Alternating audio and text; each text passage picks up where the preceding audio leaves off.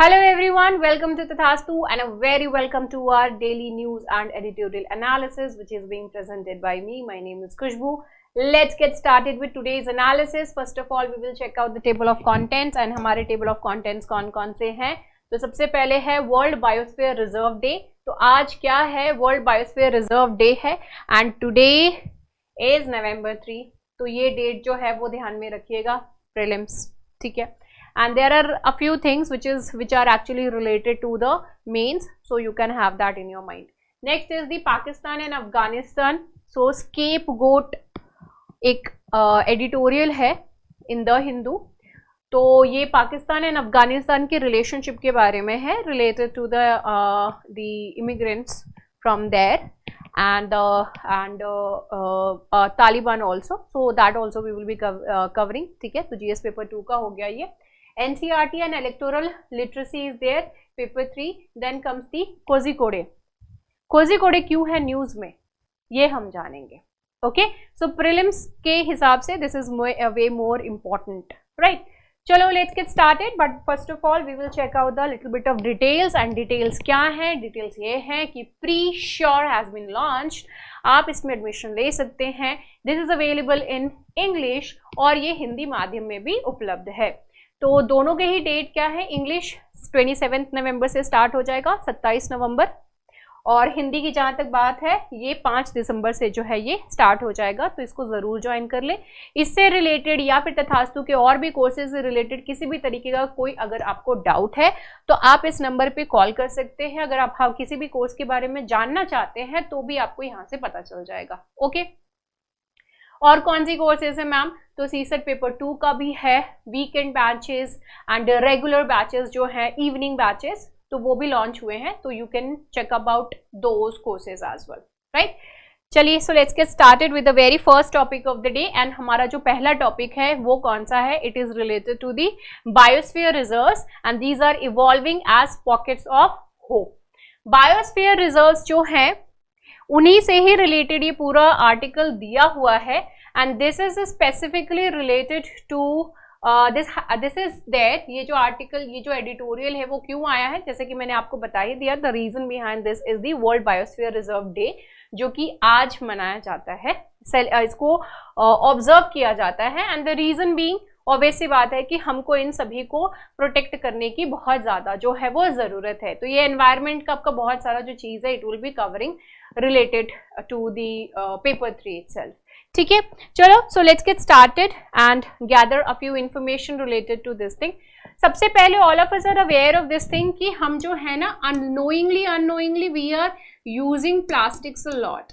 And specifically जो हम plastic use कर रहे हैं that is of one time use. जो प्लास्टिक हम यूज कर रहे हैं वो उसका वन टाइम ही यूसेज है. तो ये एक प्रॉब्लम जो है यहाँ पर दिखती है. एंड ये क्यों है? बिकॉज एंड किस तरीके की चीज है? You must have seen some bottles, a few bottles, the tetra packets are also there. So all those kind of things actually carries the plastic. There are the water bottles also, जो कि आप एक बार use करते हो उसके बाद फिर वो किसी तरीके की यूसेज में नहीं रहता है. All those are creating a kind of problem for our environment everywhere. A lot many times you must have seen a few videos also. आपने कुछ ना कुछ ऐसे वीडियोस भी देखे होंगे जहां पर कि जो एनिमल्स हैं, मरीन एनिमल्स है ना, मरीन एक्वाटिक एनिमल्स जो हैं, उनके गले में जो है वो नेट प्लास्टिक का है, या फिर आपने देखा होगा कि वो कहीं पे प्लास्टिक खा ले रहे हैं, या फिर उनके बॉडी के अंदर है the particles also. You can see there are lot many problems related with the plastic. आपने ज़रूर इन सारी चीज़ों को ऑब्जर्व किया होगा.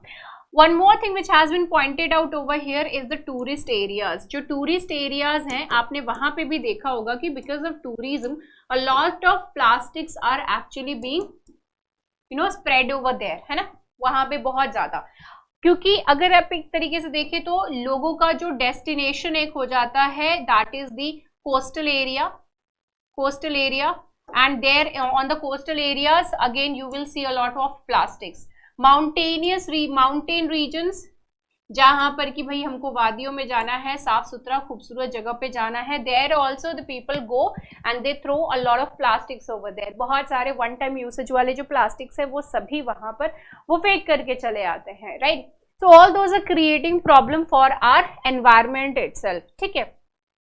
Here it is saying that 80% of all tourism taking place in coastal areas. 80% जो है सारे टूरिज्म की अगर हम बात करें तो 80% कहाँ पे हो रहा है? So that is of the coastal areas, and already I told you a lot of plastics have been found over here. यहाँ पर इन्होंने बताया कि island of Principe biosphere reserve Sao Tome and Principe in Africa, यहाँ पर क्या है कि they have actually trained school children, they have been equipped like that, उनको इस तरीके से इक्विप्ड किया है with the stainless steel bottles for drinking water, कि आप सभी जो लोग हैं स्टेनलेस स्टील बॉटल्स जो हैं उसको यूज करें rather than plastic bottles, and plastic bottles को यूज करने से आपके ही हेल्थ के लिए इशू है, and apart from that for the environment also. So there it has been done. तो यहाँ पे डेली प्रोडक्शन की जो बात हो रही है और कंजम्पशन की जो बात हो रही है सिंगल यूज प्लास्टिक बॉटल्स की, वो अवॉइड करी जा सकती है if you are using the bottles. Okay, the proper bottles, the stainless steel bottles, और यू कैन से कि तांबे का भी जो है वो सभी चीज़ अगर आप यूज़ कर रहे हो तो ये वन टाइम यूसेज वाले जो प्लास्टिक्स है वो उनकी मात्रा जो है it will B reducing. Many times government भी यही सेम चीज़ कहती है कि आप जूट के बैग्स यूज़ करो rather than using the plastic bags and carrying the plastic bags. अपने खुद के थैले लेकर के जाइए, specifically the focus is on the jute bags, and वो बैग लेकर के जाइए वहाँ पर, एंड वही से उसी में ही जो अपने सब्जी जो भी खरीदना है परचेस करना है वो लेकर के आइए, but avoid using the plastics. But and nothing will change until unless we are trying to do any kind of change, we are trying to make any kind of change, right? वो तब तक नहीं हो सकता जब तक हम अपनी तरफ से कुछ वैसा ना करें. ठीक है, अब यहाँ पे एक और पॉइंट है related to the UNESCO. UNESCO bio reserves are hidden oasis. UNESCO के जो बायो रिजर्व्स होते हैं those are the hidden oasis protecting biodiversity, reducing pollution and enhancing the climate resilience. जो यूनेस्को के अंडर जो भी आ जाते हैं बायोस्फीयर रिजर्व्स तो उनको प्रोटेक्ट करने की सारी पहल जो है वो अपनी तरफ से करी जाती है, and these are those places जिनको कि you can say that these are the places which are basically the jewels of land, coastal and marine ecosystems are scattered across the globe, because you will find a lot many biosphere reserves which are under the UNESCO, and here we will see the list also. As under the UNESCO there are a lot many things. Here the number has also been shared. I will show you. Yes, here you can see that under the UNESCO, International Union for Conservation, now according to the UNESCO there are currently 748 biosphere reserves.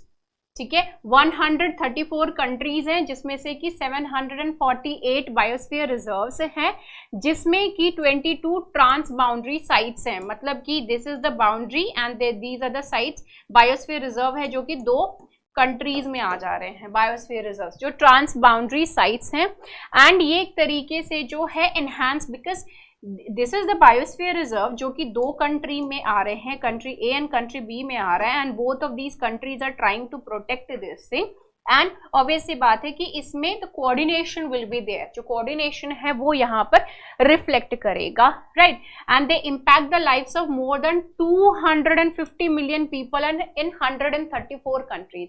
So 134 countries में 134 countries में 250 million लोग हैं जिनकी life को impact करता है, और India में ही सिर्फ 12 साइट्स हैं. इंडिया में कितनी साइट्स हैं? तो 12 साइट्स सिर्फ इंडिया में ही आपको देखने के लिए मिलेंगे. Okay, so this is something related to the UNESCO's sites. 134 countries, 748 biosphere reserves are there. Right, now let's move on to the next point. World Biosphere Reserve Day, जो कि मैंने अभी आपको जस्ट बताई, it is being observed on the November 3rd every year. हर साल जो है वो 3 नवंबर को इसको ऑब्जर्व किया जाता है. And when it comes to the biosphere reserves, here in the heart of each biosphere reserve lies the strictly protected core zone.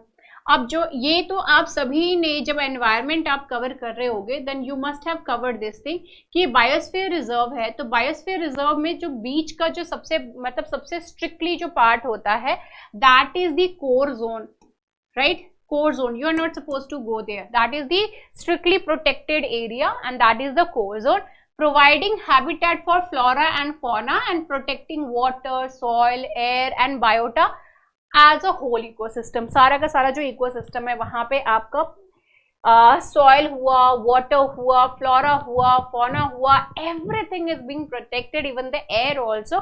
Nothing you can actually establish over there. You cannot have, आप जो है वहाँ पे industries, factories, इस तरह की चीजें वहाँ पे नहीं लगा सकते हैं. तो everything is actually being protected under this core zone. इसके अलावा there is a buffer zone also. एक buffer zone भी होता है जो कि core zone के पास ही होती है.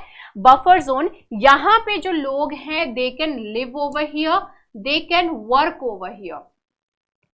ठीक है, अब जो लोग हैं वो यहाँ पे रह सकते हैं और काम भी कर सकते हैं, but the point is that you are actually suppose to work in harmony with the nature. You are not suppose to harm it.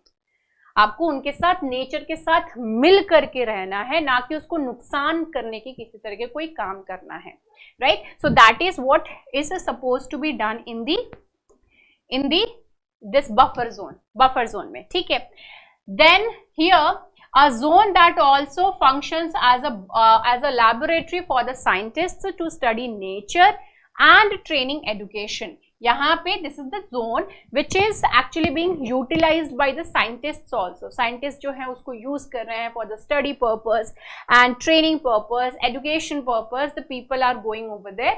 तो ये काम करने के लिए भी buffer zone जो है वहाँ पे जा रहे हैं. They can do the study, the photographs, all those kind of things can be done. Outer most area की अगर हम बात करें तो it is the transition zone. Outer most जो है उसको हम क्या कहते हैं? ट्रांजिशन जोन कहते हैं. यहाँ पे कम्युनिटीज जो हैं अपनी सोशो कल्चरली जो प्रैक्टिसेस है वो कंडक्ट कर सकते हैं and ecologically sustainable human activities जो है all those things could be done over here. So how many zones we have covered? क्या क्या हमने कवर किया? कोर जोन, किसी तरीके का कोई भी डिस्टर्बेंस नहीं होना है. उसके बाद आता है बफर जोन, जहां पर लोग जो हैं they can live over there, they can work over there. Then आता है ट्रांजिशन जोन. हाँ, और बफर जोन में एक और चीज है, the scientist can go there, the students can go there for the study purpose, for research purpose, they can go over there. Now the comes the transition zone. Transition zone में जो भी communities हैं they can practice their socio culturally things, whatever they want to do they can do that, but yes sustainable होना चाहिए and with the harmony of the nature that should be there. तो जो भी activities होती हैं उसी according होंगी. Now अब यूनेस्को जो है वो क्या करता है? बायोडाइवर्सिटी को कंजर्व करने को प्रमोट करता है एंड विद दैट ये क्या काम करता है? सस्टेनेबल जो है डेवलपमेंट उसको भी प्रमोट करता है, रिसर्च को प्रमोट करता है, बायोस्फीयर रिजर्व्स को भी, and it also and are also supported by the United Nations agencies also. अब ये कौन सी यूनाइटेड नेशंस की एजेंसीज हैं जो कि इसको सपोर्ट करती हैं? ठीक है, तो ये है United Nations development program, UNDP हो गया. उसके अलावा है United Nations environment program, UNEP हो गया. अगर आप लोगों ने फुल फॉर्म ध्यान में नहीं होगा तो आप लोगों को जो इनके शॉर्ट फॉर्म्स जो है वो तो एटलीस्ट ध्यान में होंगे ही. ठीक है, यूनाइटेड नेशन, यूएन तो वही है. डीपी हो गया आपका डेवलपमेंट प्रोग्राम एंड यहाँ पे ईपी हो गया एनवायरमेंट प्रोग्राम. पीपी एनवायरमेंट हो गई, डी और ई तो है बस वही याद रखना. D is obviously for the development and E is for the environment. Okay, so that is there. Apart from that International Union for Conservation of Nature is also there. ठीक है, तो IUCN इज देयर. तो ये जो है ये सभी भी कंजर्वेशन के तरफ जो है इनका ज्यादा ध्यान रहता है. ठीक है, ये तो we have already covered over here. Now when it comes to the biosphere reserves, these are vital for the future of our planet. Future की, क्योंकि हम बायोस्फीयर जो है उसमें we are trying to protect our flora and fauna. इसको हम protect करने की कोशिश कर रहे हैं. And apart from that we are trying to protect the water, the air, the soil, everything we are trying to protect over here. ठीक है। अब ये जो पूरा का पूरा चीज है in the ecosystem we are trying to protect an large and very large area, ये अगर हम कर पाते हैं तो ऑब्वियस सी बात है हमारा जो प्लैनेट का फ्यूचर है that would be quite safe. But यही है कि ये सेफ तभी रहेगा जब हम जो है पोल्यूशन बहुत ज्यादा जो है वो स्प्रेड ना करें, and this is something which is actually creating a lot of problem also. Pollution की जब बात हो रही है तो दिल्ली का पोल्यूशन एंड मुंबई का पोल्यूशन जो कि भी बहुत ज्यादा न्यूज में है, वो कैसे हम बात ना करें इस चीज के बारे में, right. So I was thinking कि क्यों नहीं कि पोल्यूशन पे जो है एक सेपरेट वीडियो लेकर के आया जाए related to everything related to that I will be discussing. Okay, when it comes to the pollution your right to life is actually being taken, है ना, क्योंकि स्टबल कोई और बर्न कर रहा है, आप कुछ वैसा काम नहीं कर रहे हो, you are actually using the public transport, right, you are not doing anything जिससे कि आपकी तरफ से किसी तरह कोई एडिशन हो रहा है एनवायरमेंट में, despite doing all this kind of things, if your right is being taken away then this is really very serious thing.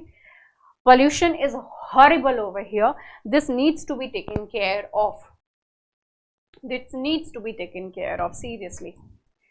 Now at the local level की अगर हम बात करें तो यहाँ पे क्या है, there have been significant advancements in the conservation of biosphere reserves. इसको रिजर्व करने के लिए, जैसे कि सुंदरबन बायोस्फीयर रिजर्व है इंडिया में, यहाँ पे देखो बायोस्फीयर रिजर्व्स में जैसे कि हमने देखा कि कम्युनिटीज भी इन्वॉल्व रहती हैं, मतलब कम्युनिटीज रह रही हैं, एक तो कोर जोन है उसके बाद लोग रह रहे हैं, कम्युनिटी रह रही है, ठीक है। तो जो कम्युनिटी है उनको भी साथ में लेकर आना is very much important, so that वो मिलकर के ये पूरा जो रिजर्व है उसको प्रोटेक्ट करने में हमारी हेल्प कर सके, ठीक है। तो यहाँ पे जो लोकल कम्युनिटीज हैं उनको साथ में लिया जा रहा है ताकि जो मैनग्रोव फॉरेस्ट हैं यहाँ पर उनको प्रोटेक्ट किया जा सके, बायोडाइवर्सिटी जो है इस रीजन की उसको प्रोटेक्ट की जा सके, ठीक है। अब यहीं पे ही Gulf of Mannar biosphere reserve है, Gulf of Mannar biosphere reserve, यहाँ पे the government is actually trying to have, मतलब एक तरीके से इन्वॉल्व किसको करने की कोशिश कर रहे हैं, इन्वॉल्व कम्युनिटीज में, जैसे कि लोकल कम्युनिटीज हो गई जिसमें कि विमेन को specifically they are trying to make them participate so that they can basically contribute towards the conservation by forming self help groups, ठीक है।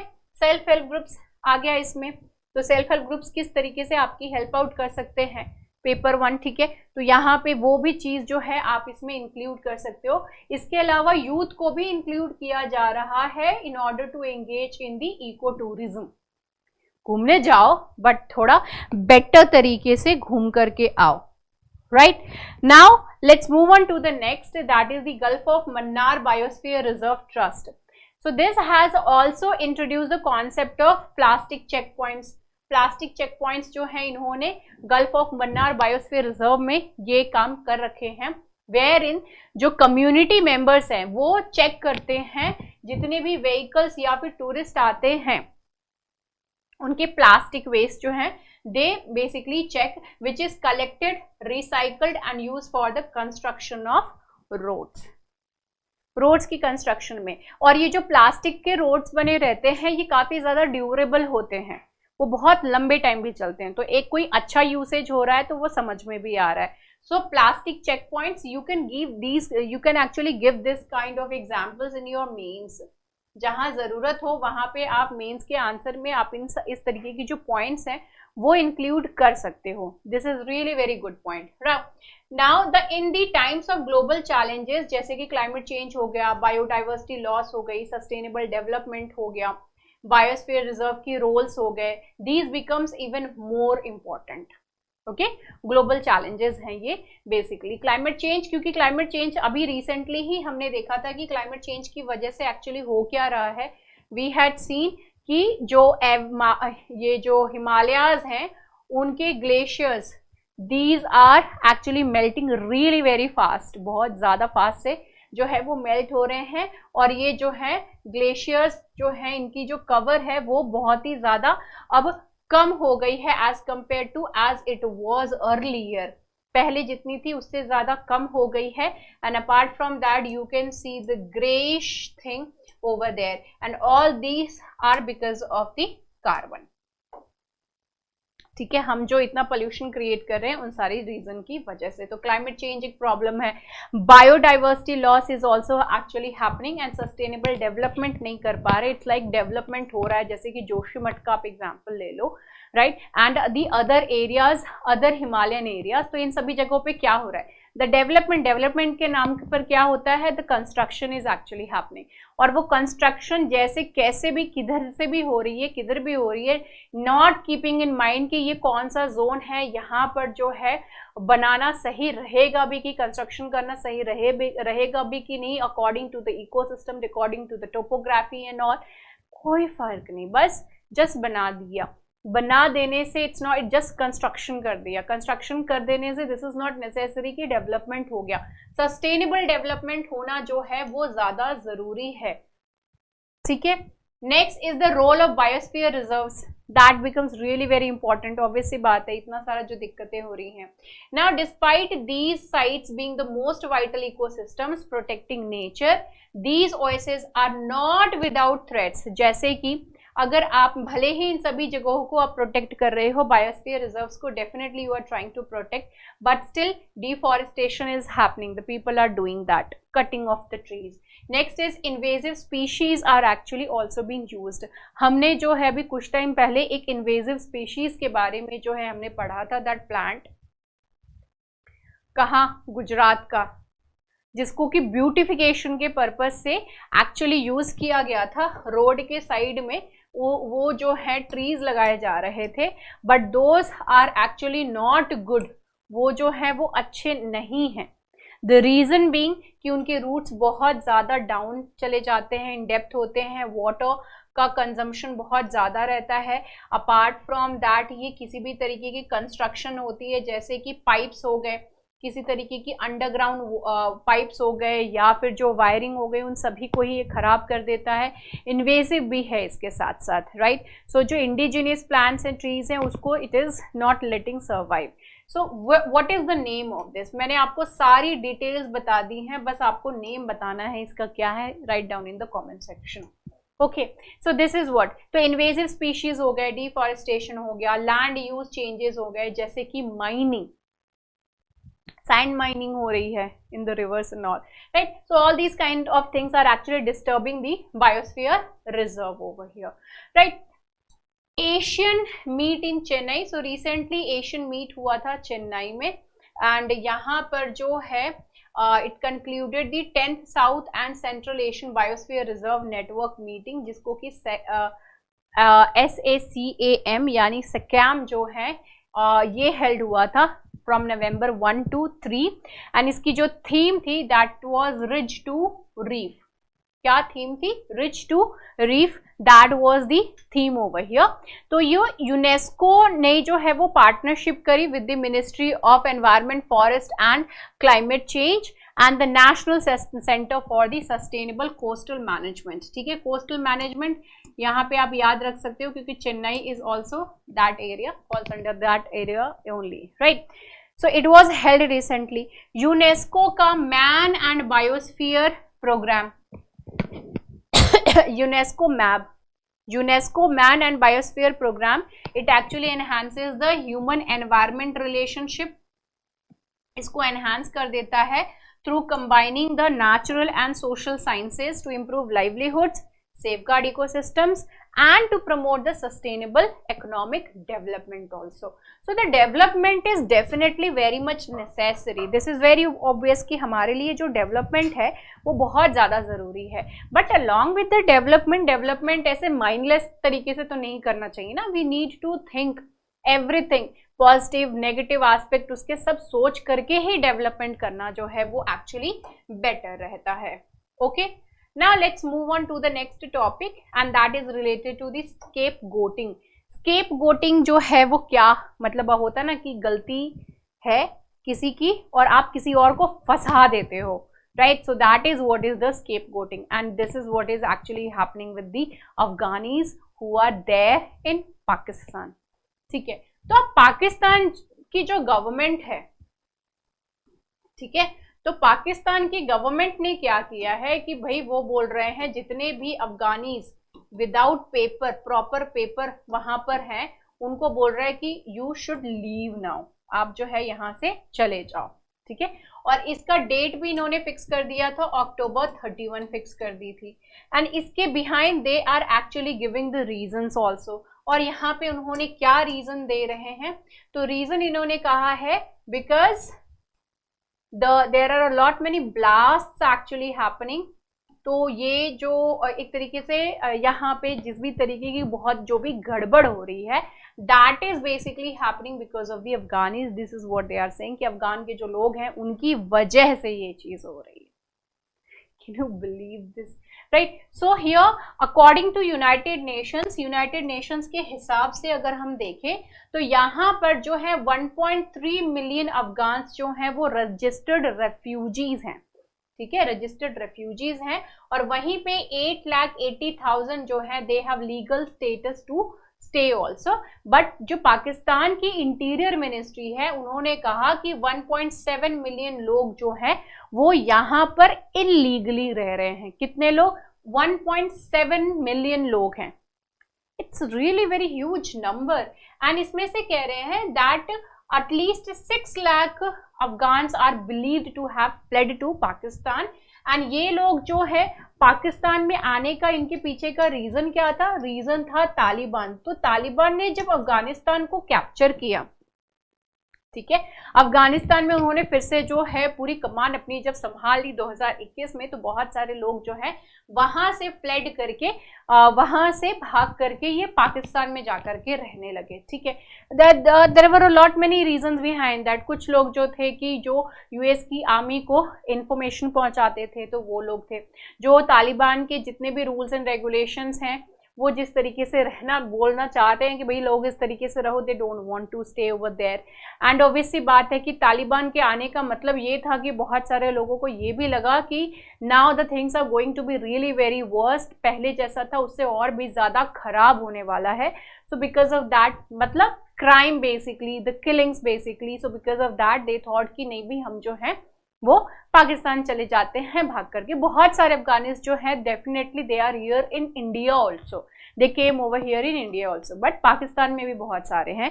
तो ये कुछ रीजन थे जिसकी वजह से they came over here. Now the point is that these people, these Pakistanis are actually saying कि भाई हम जो है ये इन लोगों को वहां पे भेज देना है। The reason being the Taliban, the reason being the terrorism over here, कि इनकी वजह से बहुत सारा जो है वो दिक्कत यहाँ पर पाकिस्तान में हो रहा है, the blast and all those kind of things are happening now।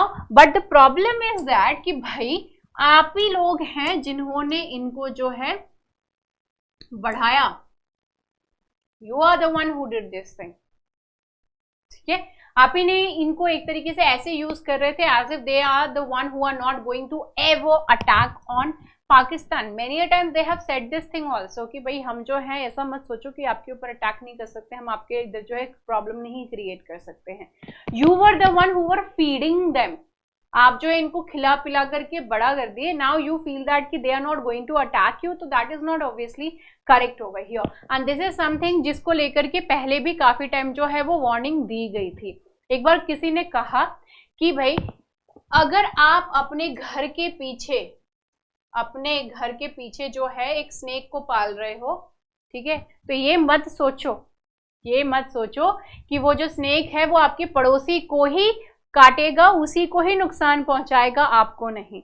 Because the snake you cannot trust it, right? So that was something जो कि basically पाकिस्तान एंड तालिबान के लिए कहा गया था। एंड ये जो पॉइंट है वो काफी हद तक सही भी निकल रही है, right? But here the problem is that the Afghanis, जिनका इनमें किसी भी तरीके का कोई रिलेशन नहीं है, they just want to live happily, है ना, सही से सुरक्षित तरीके से वो रहना चाहते हैं। They are the one who are now under the radar, not the Pakistan government and nor even the Taliban। कौन सफर कर रहा है? तो common people like we, okay.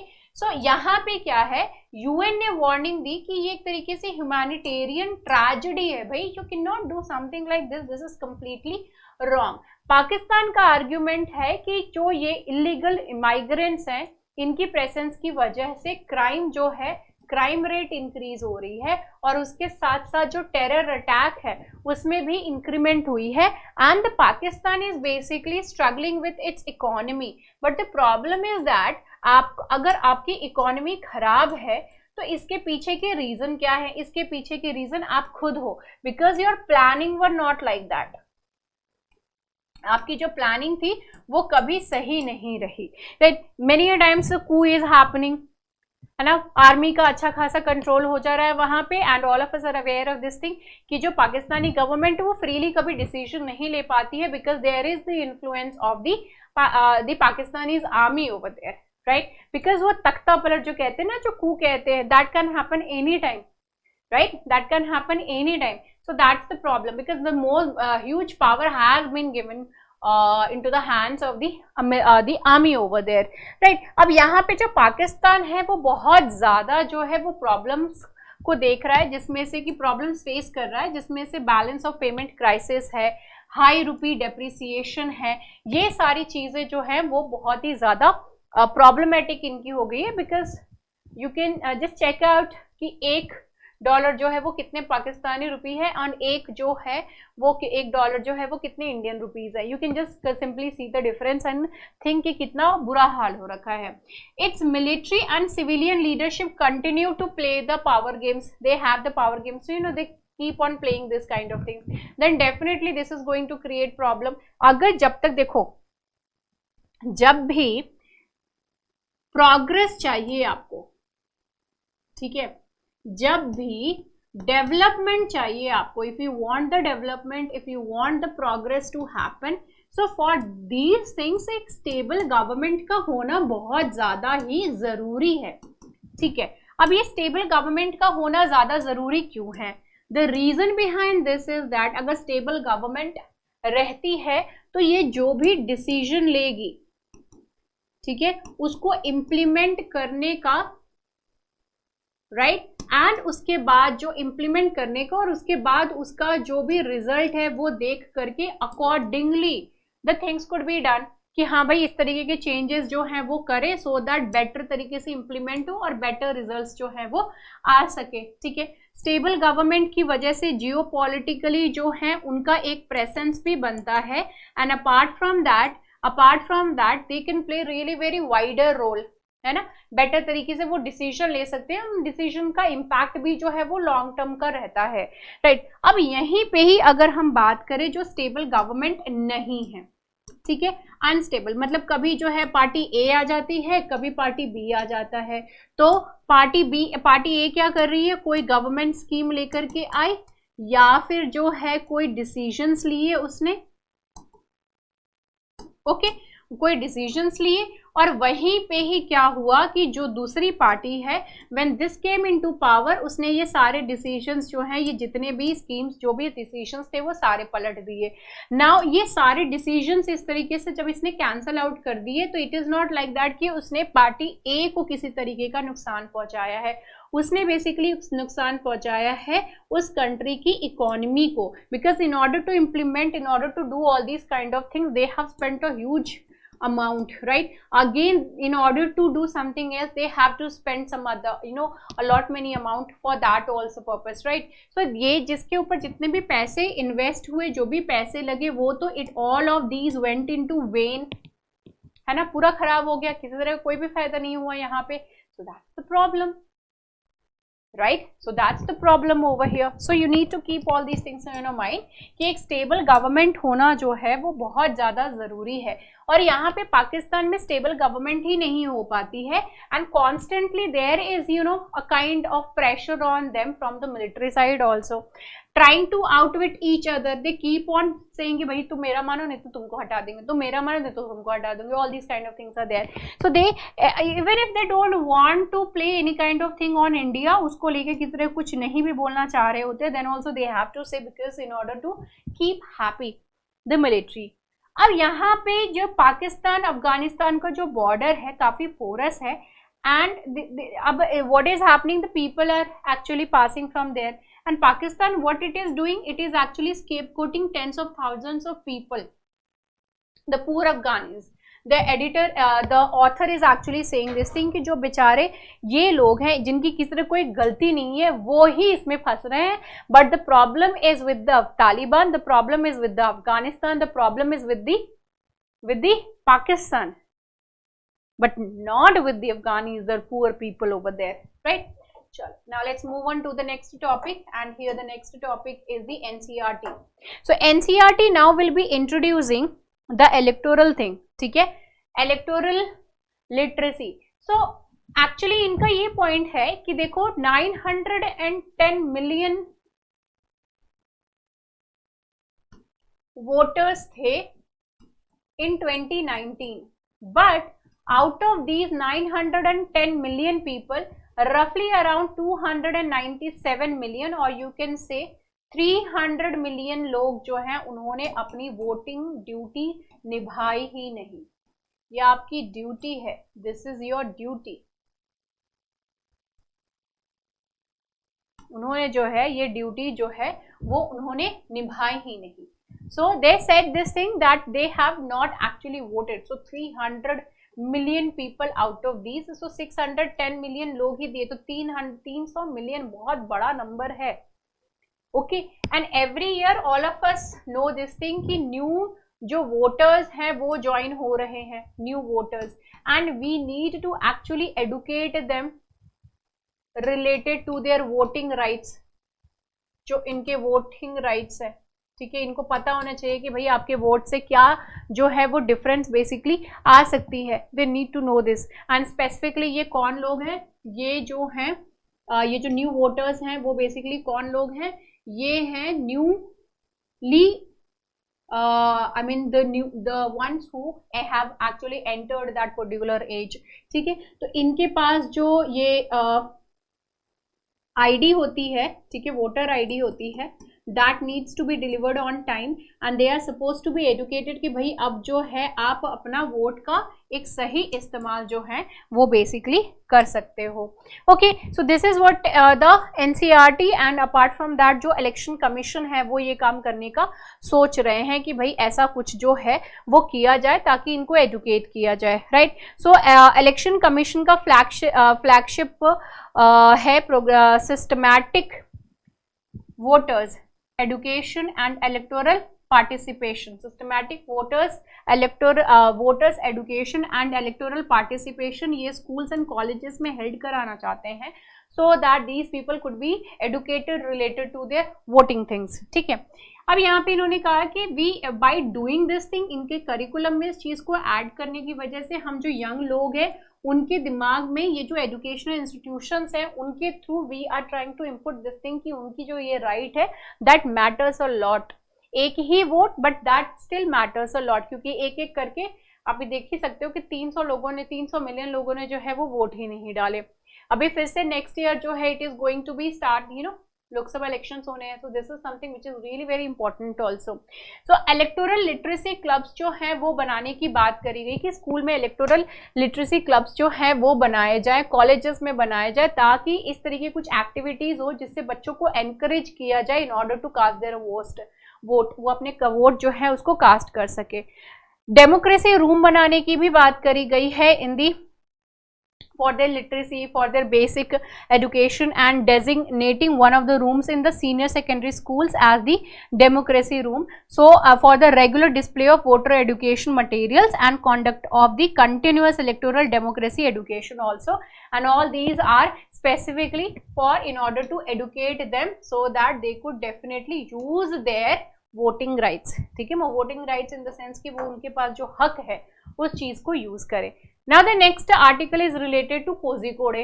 Kozhikode से रिलेटेड क्या है, so ये this is from the Indian Express. UNESCO name Kozhikode city of literature, what this tag means. तो यहाँ पर जो कोझिकोडे को सिटी ऑफ लिटरेचर का जो टैग है वो मिल गया है, and this becomes really very important news for the next 2 years at least. ये बहुत ही ज़्यादा important हो जाता है from the prelims perspective. तो यहाँ पे यूनेस्को की क्रिएटिव सिटीज नेटवर्क में कोझिकोडे को ऐड कर दिया गया है. जो ये जो सिटीज इसमें ऐड होती हैं ये हैंडपिक होती हैं और इनकी जो क्रिएटिव फील्ड्स होते हैं उन क्रिएटिव फील्ड्स के बेसिस पे they are being actually chosen. तो कौन से फील्ड्स हैं? क्राफ्ट एंड फोक आर्ट्स हो गए, डिजाइन हो गया, फिल्म हो गया, गैस्ट्रोनॉमी होगी, लिटरेचर हो गया, मीडिया आर्ट्स हो गए और म्यूजिक हो गया। इन सभी पे ही के ही बेसिस पे जो है वो उस पर्टिकुलर सिटी को सिलेक्ट किया जाता है, जो अपनी तरफ से वहां पे लोग जो है उनका कॉन्ट्रीब्यूशन काफी स्पेसिफिक, काफी सही रहती है। Kozhikode was included in the category of literature and Gwalior in the category of music. ठीक है, तो कोझिकोड को लिटरेचर की कैटेगरी में एंड ग्वालियर को जो है म्यूजिक की कैटेगरी में बेसिकली ऐड किया गया है। ठीक है, now the creative cities network. अब क्रिएटिव सिटीज नेटवर्क की अगर हम बात करें तो UCCN जो है ये 2004 में इसको क्रिएट किया गया था in order to promote the cooperation among cities. जो सिटीज हैं उनके बीच में कोऑपरेशन को प्रमोट करने के लिए, that have identified creativity as a strategic factor for the sustainable urban development. And इसमें जो है 100 कंट्रीज में से 350, 100 में से 350 सिटीज हैं, मोर देन 100 कंट्रीज 350 सिटीज हैं जिनको बेसिकली क्या कंसीडर किया गया है, which has been actually identified. The network, अब इस नेटवर्क का एम क्या है, इस तरीके का नेटवर्क क्रिएट करने का क्या ही मतलब बनता है, तो क्या है, leveraging the, what is the aim, leveraging the creative, social and economic potential of cultural industries. ठीक है, क्या है, creative, social, economic potential of the cultural industries, and apart from that it is trying to strengthen the resilience to threatens the climate change, rising inequality, rapid urbanization also, because the people are actually living their home states and moving to the different areas. So rapid urbanization is actually happening, and it also encourages a culture of creativity in the urban planning also, and the solutions to urban problems as well, which is obviously very much problem, which is obviously a lot many problems are there. अगर urban problems में देखें तो urban poor जो है वो सबसे ज़्यादा दिक्कत वाली चीज़ है, because these are the people who move from their village to the urban areas and there they don't have much of the things to do, है ना। और जब नहीं होते हैं तो क्या प्रॉब्लम होती है, the problem is that कि वो ढंग से अपनी जिंदगी नहीं जी पाते।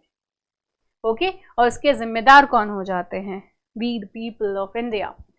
How, because there are not much of the job opportunities over there in the villages, agriculture से भी कुछ फायदा नहीं हो पा रहा है।